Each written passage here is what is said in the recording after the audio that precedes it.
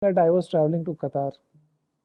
And incidentally, to my good luck, Doha Open was happening at the same time. And Federer has had a good record and he always used to come and play.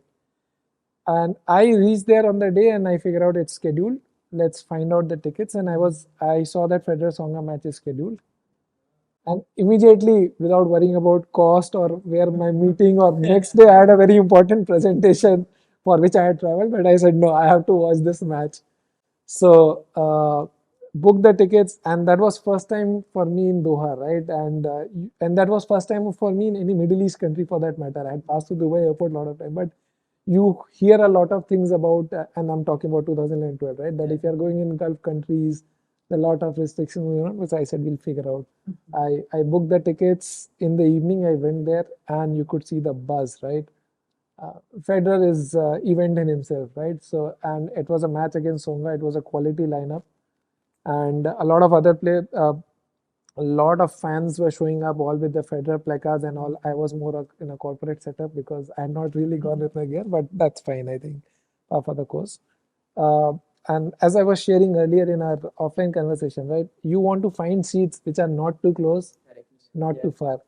To my luck, I was sitting on the side where I could watch both sides of the play, and so I had taken the second tier kind of a ticket. It's not the immediate, but I was on the first row of the second tier, so it was sort of a perfect viewing position, right? And when Federer entered, right, there was one more match before we saw it was a good match. We enjoyed a good tennis, right? But when Federer entered, right, you could see the time stopped, everyone erupted in joy, and there are certain people who have to make an effort to make themselves recognized or registered. Federer walks in with a natural aura, right? He just comes in with his bags, he puts his racket, starts hitting, knocking, and it was almost like silence. Everyone was in awe. Federer is here, right? And at that time he was wearing some funky blue color sneakers. I distinctly remember, right? That was also sort of adding to his look. It was a colored attire. At Wimbledon is all white, and in other places you can choose what you want. So he had a very good attire. So you were like in also.